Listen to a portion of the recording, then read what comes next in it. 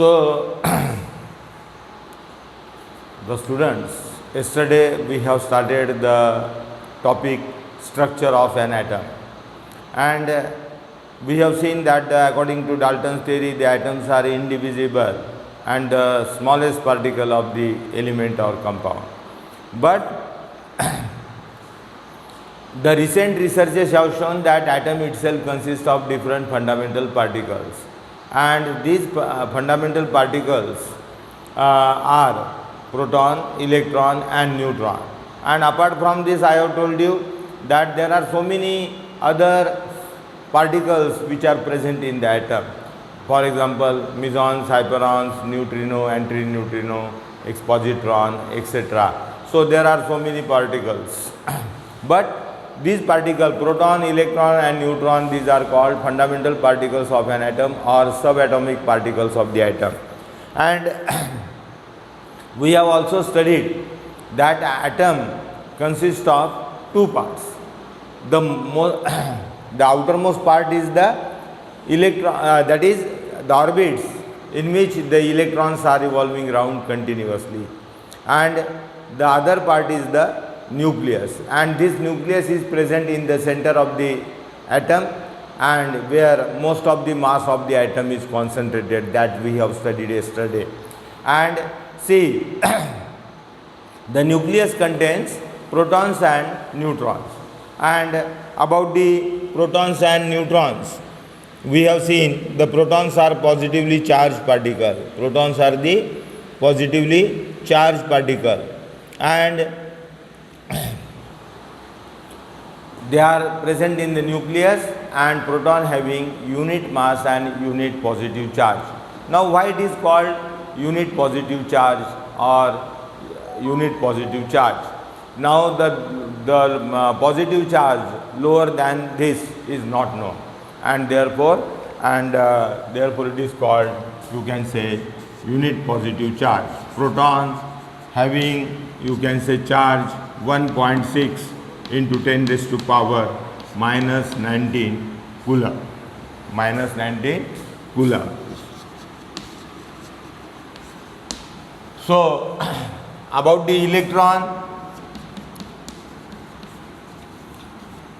the same charge 1.6 into 10 raised to power minus 19 coulomb, and this is negative charge. See, electrons are negatively charged particle, and therefore they possess the negative charge, and we have said that the electron having possess unit negative charge and negligible mass, isn't it?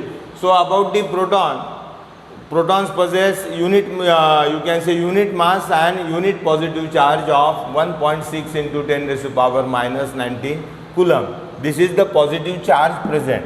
And in the atom, we have said also the total number of protons present in the nucleus is equal to total number of electrons which are revolving around the nucleus, and therefore atom as a whole is electrically neutral. Then about the neutrons, we have said neutrons are electrically neutral. Electrically neutral. So we use the word electrically neutral. And protons also, neutron having unit mass, and the mass of the neutron or proton is nearly equal to mass of hydrogen atom. Is nearly equal to mass of hydrogen atom. And in this way we have studied, and yesterday I have told you the mass of proton. Mass of proton, I have told you, mass of first electron 0.00055 AMU, or we can say the mass of electron is 9.1 into 10 raised to power minus 31 kg. Minus 31 kg. Then about the mass of proton, 1.67 into 10 raised to power minus 27, 10 raised to power minus 27 kg. And about the mass of neutron, 1.67 into 10 raised to power minus 27 kg. So mass of proton and mass of electron is nearly same, but the neutron having mass more than that of the proton, because neutron is supposed to be formed by the combination of one proton and one electron, and therefore we can say, or in atomic mass unit we can say the mass of neutron is 1.00867. This is the mass of neutron. Mass of proton is 1.0076 or 78, and mass of the electron is 0.00055 AMU, atomic mass unit. And in this way we have studied about the fundamental particles or subatomic particles of the atom. Then we have to study about the Thomson model, about the Thomson model. And regarding the Thomson model, the Thomson considered or suggested that the model is compared with the Christmas pudding. In the Christmas pudding, you know, the dry fruits are distributed, and you can also take the example of watermelon. For example, in watermelon, the black seeds are distributed throughout the fruit, and these black seeds are supposed to be electron, and the red part of the watermelon is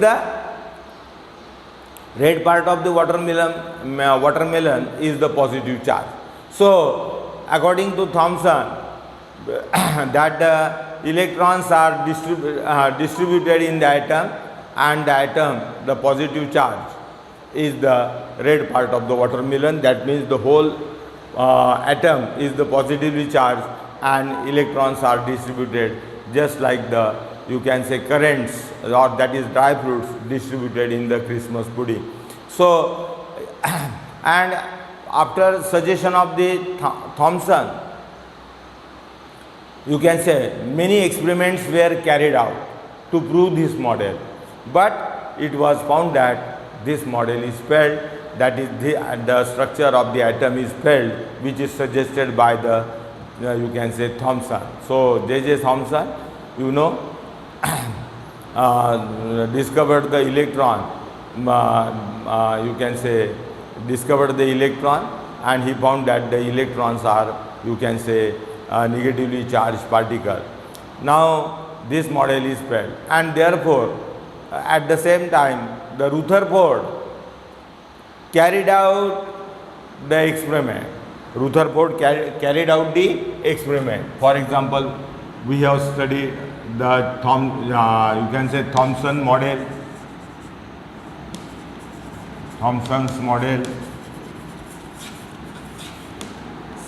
then Rutherford model.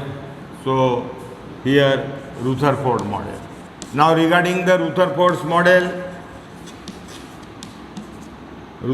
model, he carried out the experiment, and in order to carry out the experiment, he selected the thin gold foil and near about 1000 atom thick.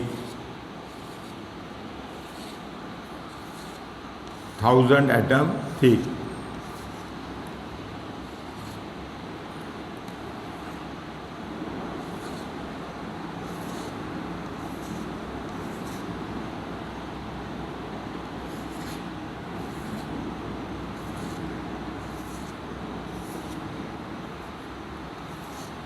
So just see, these are the molecules in the sheet, and molecules, or you can say atom, and see this is the nucleus, and he used the alpha particles. He used the alpha particle for bombarding the thin sheet of the gold foil, and he found that most of the, you can say,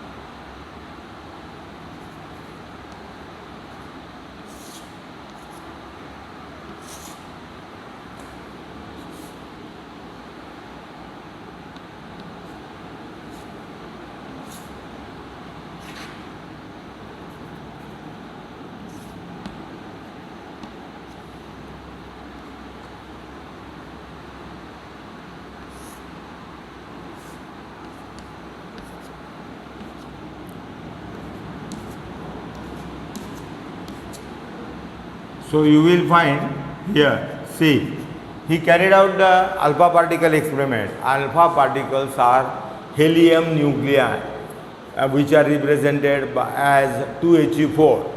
Alpha particles are, positively charged.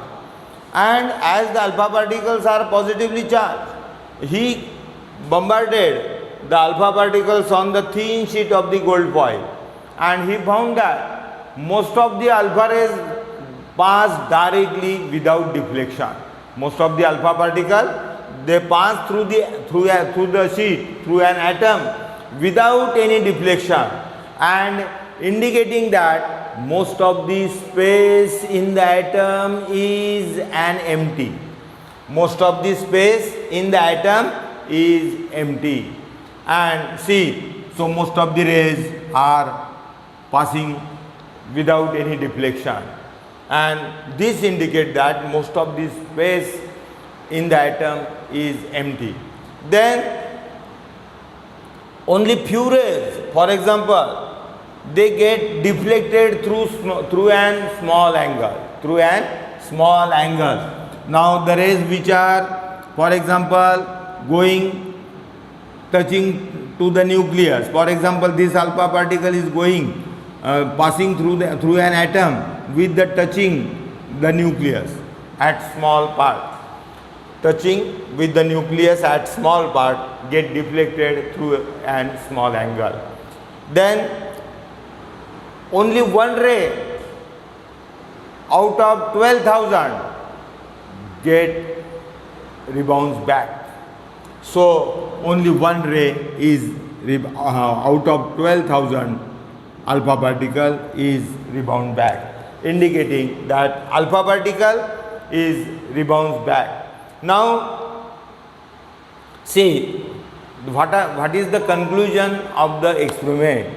The conclusion of the experiment is that most of the space in an atom is empty, and then you can say most of the alpha rays are passing without any deflection, and therefore we say that most of the space in the atom is empty. That then only few alpha rays get deflected through a small angle. Those alpha rays which are going and touching the small part of the nucleus get reflected back. Then again only one alpha ray out of the 12,000 is bounced back, indicating that now alpha rays are positively charged, and you can say this indicates that the nucleus of an atom is the positively charged, and atom contains a very small nucleus, and the size of the nucleus, diameter of the nucleus is 10 raised to power minus 15 meter, and or you can say 10 raised to power minus 13 centimeter. Now in this way Rutherford proved that the atom consists of a dense tiny nucleus, small nucleus, dense tiny nucleus which is positively charged. Now as the nucleus is positively charged, it must contain the proton, because the protons are the particles which are positively charged, and therefore the nucleus of the atom is positively charged. He proved that the nucleus of the atom is positively charged, and this nucleus is the dense tiny nucleus which is present inside the atom, and the diameter you can say is 10 raised to power minus 15 meter or 10 raised to power minus 13 centimeter. And see, this size of the nucleus is very small, we cannot see the atom, again the nucleus, again we cannot see the you can say the nucleus of an atom. And he suggested in this way, the Rutherford suggested a model. And thus what are the points? According to the Rutherford's model,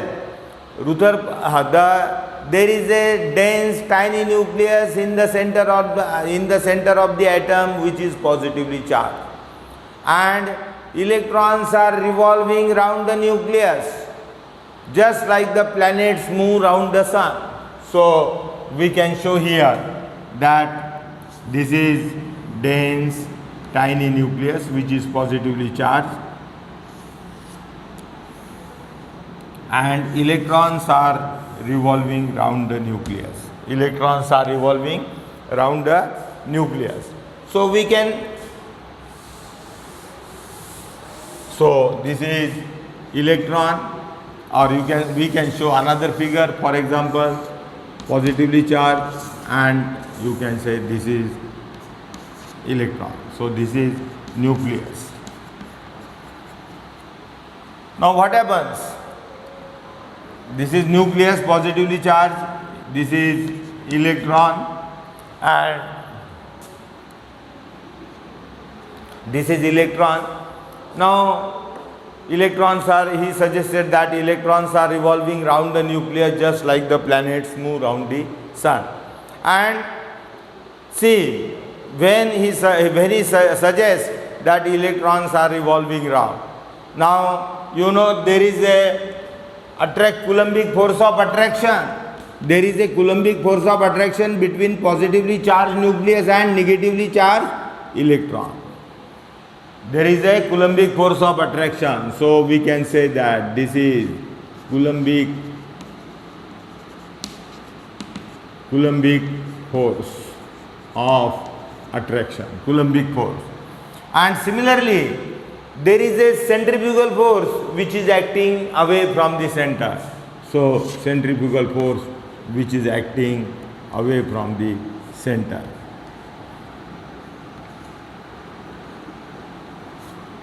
So this is centrifugal force. So you will study centrifugal force and centripetal force in physics, isn't it? Now I know you might have studied the centripetal and centrifugal force. Now centrifugal force is acting away from the center, and see, if the Coulombic force of attraction is more than the centrifugal force, the electron would be attracted towards the positively charged nucleus, and electron would fall into the, you can say, nucleus. If the centrifugal force is greater than, if the centrifugal force would have been greater than the Coulombic force of attraction, then atom would have been out of the atom. If the centrifugal force would have been out of the, if the centrifugal force would have been greater than the Coulombic force of attraction, the atom would have been out of the atom. Sorry, electron would have been out of the atom. And see, the Coulombic force of attraction is just sufficient.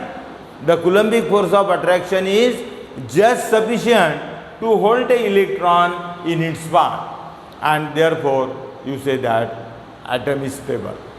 Atom is stable. But again, there is a drawback, or you can say he also suggested that electrons move round the nucleus just like the planets move round the sun. So we know that the planets are moving round the sun. So here Rutherford suggested that electron moves round the nucleus just like the planets move round the sun. Now there is a drawback. According to well-known laws of electrodynamics, what happens?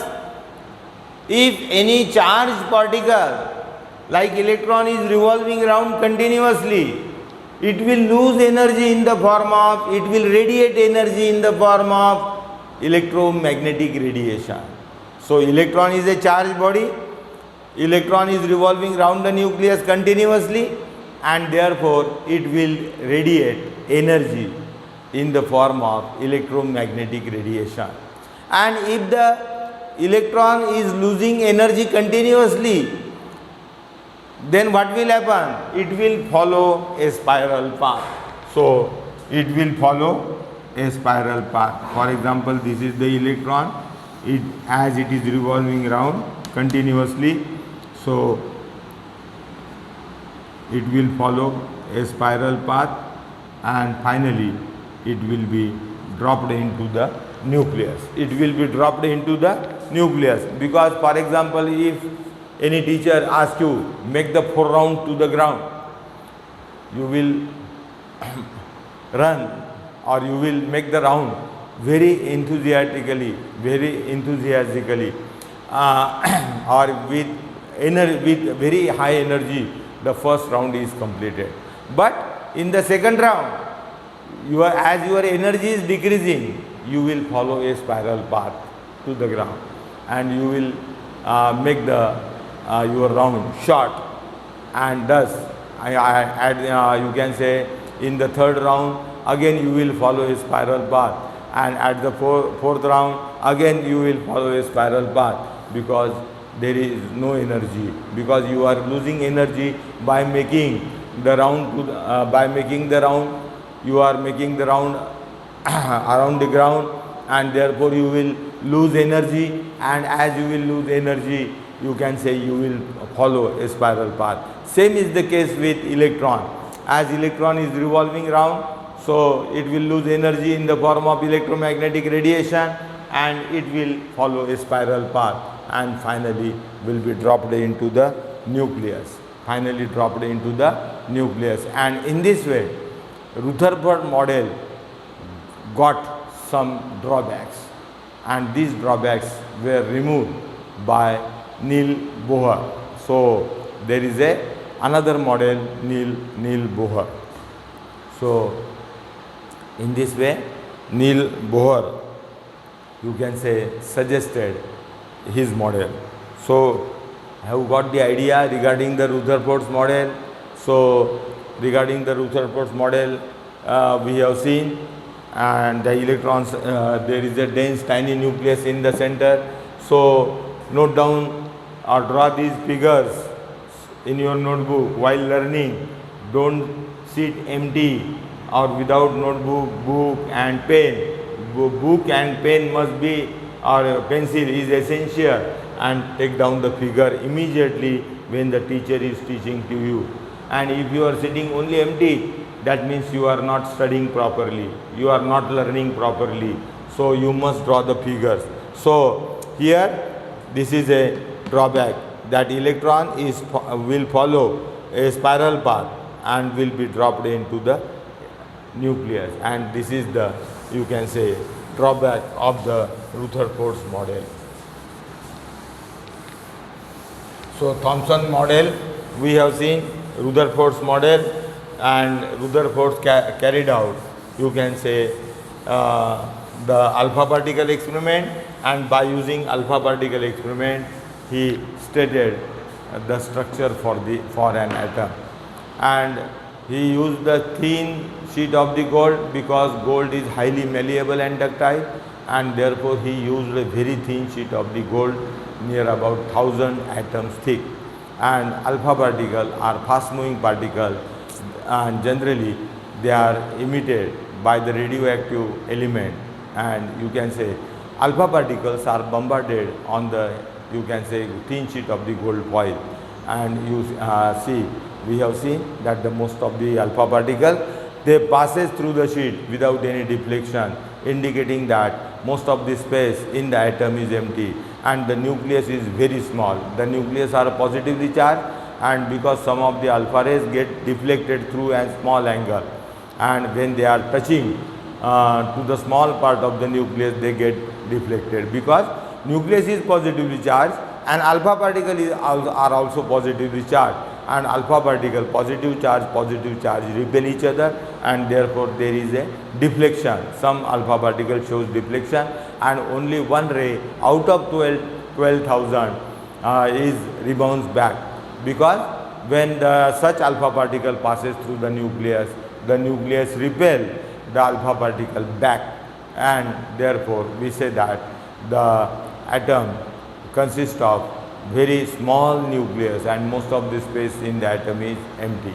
So this is about the Rutherford's model. Then we will study about Niels Bohr's model.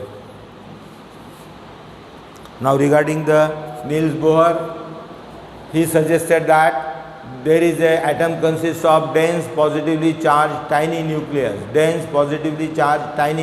in the center of the atom.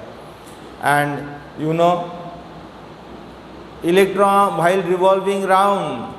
So he suggested that while revolving round, electron neither loses nor gains the energy. Electrons neither loses nor gains the energy. This is most important point. Electron is revolving round but does not lose or does not gain the energy. And he suggested that when we supply the energy to an atom, electron jumps from lower energy level to higher energy level, lower energy level to higher energy level, and energy is given out when electron jumps from higher energy level to lower energy level. Now let us understand the higher energy level and lower energy level. So for example, this is first shell. The shell which is close to the nucleus is of lowest energy. Now this is E3, E1. So this is first shell, the shell which is close to the nucleus, the shell which is near to the nucleus is of lowest energy, and as the distance of the shell from the nucleus increases, the energy of this shell increases. So this is fourth shell and having energy E4. So energy is increasing as we are going away from the nucleus. So this is nucleus, energy of this shell is increasing. And when we supply energy to an atom, what happens? The electron jumps from lower energy level to higher energy level. Electron jumps from lower energy level to higher energy level. And you can say that energy is given out. So for example, first shell, this is second shell, then this is third shell, and you can say electron when jumps from lower energy level to higher energy level to lower energy level, the energy, atom radiate energy or atom gives out energy, and thus he suggested. So what are the points suggested by Niels Bohr? Niels Bohr suggested that atom consists of dense positively charged nucleus in the center, and while revolving round the nucleus,